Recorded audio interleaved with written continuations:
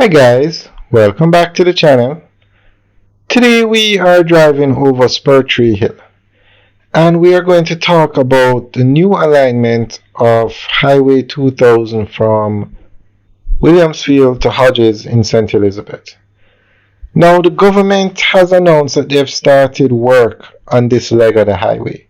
It's going to take 5 years. The actual physical construction probably 2 years.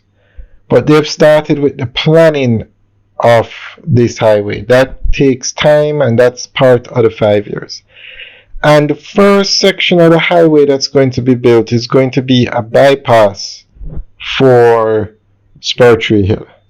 As you can see, it's a tedious drive to go over the hill, and if there's an accident, it can cause serious delays. So the alignment of the new highway, it's going to start in Williamsfield, where the existing highway ends. Then it's going to bypass Mandeville. Now we're not sure if it's going to bypass it to the south or the north. Chances are it's going to be the south. It's going to bypass Mandeville, but it will have, meaning when we say bypass, meaning it's not going to go through Mandeville, but it will have an exit for Mandeville. And then it's going to bypass Spur, meaning you'll have a road to drive instead of Spur. And then it's going to go up to Junction. Then there'll be an exit for Junction. And then it's going to go over the hill down to Treasure Beach. And then from Treasure Beach, it's going to go towards Hodges, which is just on the outskirts of Black River.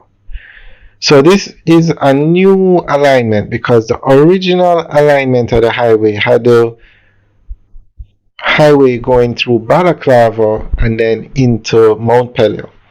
So this new alignment seems to work much better because it's going to incorporate Junction and Treasure Beach, and Treasure Beach is a large tourist area, not as large as Ocherous, but with the highway going there, it will definitely help it grow. And Black River is slowly growing into a little tourist area. You have a lot of villas being built around that area, and Black River is definitely going to be one of the major winners for the highway. Now, when the highway goes to Hodges, it's going to go from Hodges to Mount Pelion into Montego Bay. But it's also going to go from Hodges to Negril. So a major interchange, probably the largest interchange we're going to have in Jamaica, is going to be built somewhere out by Hodges. And Hodges is literally a suburb of Black River. But what you'll notice with these highways now, they're not going through the major towns anymore. They are literally going on the outskirts of the major towns. Because these towns are growing and they just can't accommodate a highway going through them. That was what happened when they built the Northern Coastal Highway on the north coast. That highway goes from Port Antonio to Negril. It went through the towns, and that highway needs to be expanded now, and it's going to create a major problem.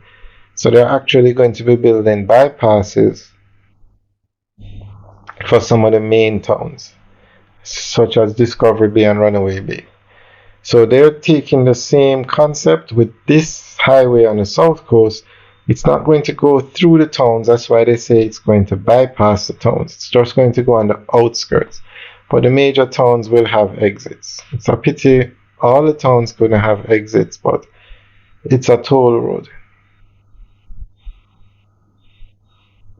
So that means toll booths have to be put into place. So it's a different dynamic, but it works.